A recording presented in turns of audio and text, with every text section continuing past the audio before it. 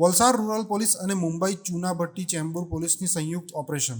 વલસાડના દરિયા કિનારે અંદાજિત 8 કિલો ચરસ ઝડપાયું. મુંબઈ ચેમ્બુર ચૂનાભટ્ટી પોલીસે 2 દિવસ પહેલા 2 કિલો ચરસ સાથે રહીમ નાયક ઈસમની ધરપકડ કરી હતી. જે બાદ તપાસમાં વલસાડના ભાગલ ગામના નીતિન નામના ઈસમની પણ ધરપકડ કરી હતી. નીતિન ટંડેલ પાસેથી 8 ચરસના પેકેટ મળી અંદાજિત 35 લાખનો મુદ્દામાલ કબજે કર્યો હતો. અગાઉ પણ દરિયામાં તણાઈને આવેલા પેકેટ્સ પોલીસને મળ્યા હતા. એ જ પ્રકારના પેકેટ્સ નીતિન પાસે પણ મળી આવ્યા હતા. આ મામલે પોલીસે રાજ નામના એક આરોપીને પણ વોન્ટેડ જાહેર કર્યો છે.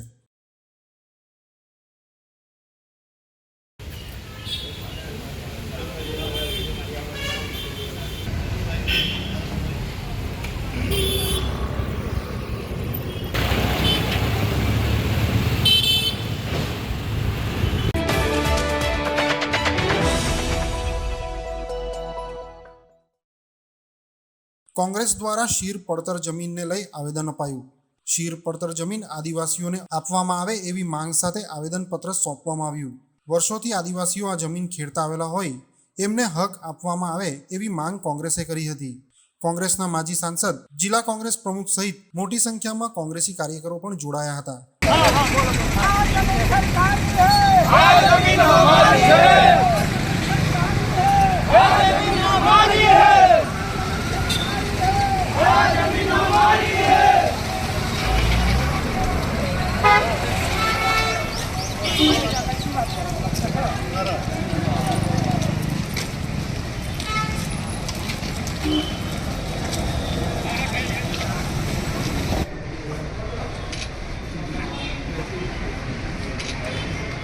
આવેદન પત્ર આપીએ છીએ કે ધરમપુર તાલુકામાં બધા જ ગામોમાં એક સાલી સરકારી સીડ પડતર જમીન આવેલી છે.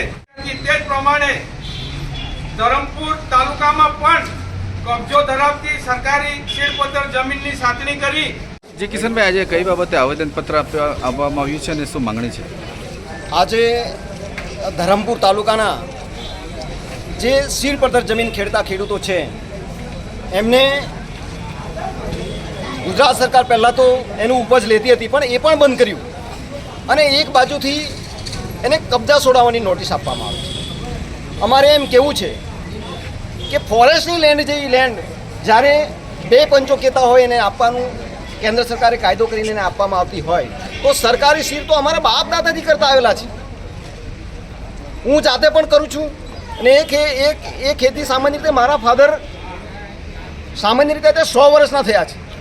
એ સમયથી ખેડતા આવેલા, આજે એનો 75 વર્ષનો કબજો થયો છે. એવા તો મારા જેવા અનેક ગામોમાં ખેડૂતો છે કે જે ખેડૂતો એવા છે કે જેમણે એના પર જ એનું પેઢિયું રળે છે. એને બીજી ખાતા કે 1 ઇંચ પણ જમીન નથી. એમાં જ એનું ઘર છે, એમાં જ એનું બધું જ છે, એના બોર છે, પાણી વ્યવસ્થા છે, બધું એમાં જ છે અને એ રળી ખાઈને છે. પણ સરકાર સામાન્ય રીતે એને કોઈ લાભ આપવા માંગતી નથી. એના કારણે નિયમન કરીને આપવામાં નથી આવતું. આજે મેં જોયું કે હું MP હતો એ વખતે 2005માં કપરાડામાં 100 હેક્ટર જેટલી જમીન આ નિયમ કરીને ત્યાં આગળ આપવામાં આવેલી, જમીનની સાતણી કરીને. આજે એ જ પ્રથાના કારણે, એ જ પ્રથાથી અહીંયા ચોક્કસપણે આપવામાં આવે કે જેના કારણે એના ખેડૂતોને લાભ મળે. બીજી વાત કરું તો આજે પણ રાજચંદ્ર જેવી સંસ્થાને જ્યારે 10 એકર કે 9 એકર જમીન આપવામાં આવતી હોય તો આપણા નાના ખેડૂતોને 10 ગુંઠા, 20 ગુંઠા કે 15 ગુંઠા ખેડે એને કેમ ન આપવામાં આવે એ અમારો સવાલ છે. અને એના કારણે આવેદનપત્ર આપ્યું છે. જો આ જમીન આપવાનો નિયમ ન નક્કી કરવામાં આવે તો આજ લઈને અમે કોર્ટમાં પણ જઈશું, જલદ કાર્યક્રમ આપીશું, આંદોલન કરીશું અને ધરણા પણ કરીશું. પણ પ્રજાને અને એના ખેડૂતોને જમીન અપાવીને જ રહીશું એવી વાત આપણે કે અમે નિર્ધાર કરીને આગળ વધી રહ્યા છે. સૌને શુભકામના, અભિનંદન, આભાર. જય હિન્દ.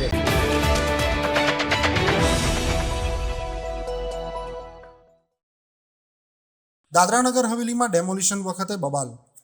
ખાનવેલમાં પ્રશાસન દ્વારા શરૂ કરાયું છે ડેમોલિશન. મકાન પર ડેમોલિશનની કાર્યવાહી કરવા પ્રશાસનની ટીમ પહોંચતા બબાલ મચી. સ્થાનિકોએ કર્યો વિરોધ. પ્રદેશના પ્લાનિંગ એન્ડ ડેવલપમેન્ટ ઓથોરિટી દ્વારા કરાઈ રહી છે કામગીરી. મકાનની ખાનવેલ ગ્રામ પંચાયતમાં નોંધણી પણ થયેલી છે તેવો સ્થાનિકોનો દાવો. કોર્ટના મનાઈ હુકમ છતાં ડેમોલિશન કાર્યવાહી કરાઈ રહી હોવાનું સ્થાનિકોના આક્ષેપ. મામલો ગરમાતા પોલીસ બંદોબસ્ત ગોઠવાયો.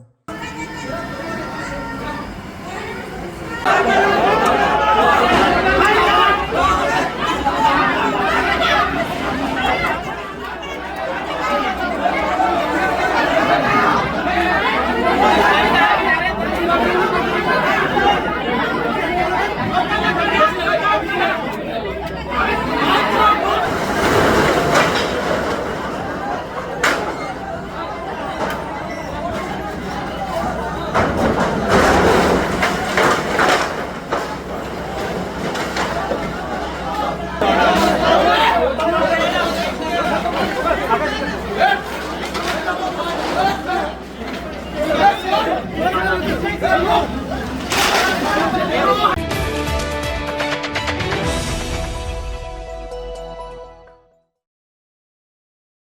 સવારી એસટી અમારી અને બસ જો અધવચ્ચે બગડે તો જવાબદારી તમારી. આ કહેવત સાર્થક થઈ છે આજે. વલસાડથી ધરમપુર જઈ રહેલ ઇન્ટરસિટી બસ બોદલાઈ પાસે ખોટકાતા મુસાફરો અકળાયા હતા. મળતી માહિતી મુજબ આજરોજ 12:30 વાગ્યે વલસાડથી ધરમપુર જવા ઇન્ટરસિટીમાં મુસાફરો લઈ બસ ઉપડી હતી. થોડા કિલોમીટર કપાયા બાદ બસ બોદલાઈ સ્ટોપ પાસે ખોટકાઈ ગઈ હતી. ડ્રાઈવરના જણાવ્યા અનુસાર બસ વધારે હીટિંગ થવા લાગી હતી. એના કારણે તાત્કાલિક બસના મુસાફરોને ઉતારી પાડવામાં આવ્યા હતા. કારણ કે બસ વધારે હીટ થવાના કારણે બસમાં કંઈ પણ થઈ શકે એના કારણે મુસાફરોને અન્ય બસમાં બેસાડી દેવામાં આવ્યા હતા. જોકે મુસાફરોના જણાવ્યા અનુસાર જો બસ મેન્ટેનન્સમાં જતી ન હોય તો જ આવા બસમાં પ્રોબ્લેમ આવતા હોય છે.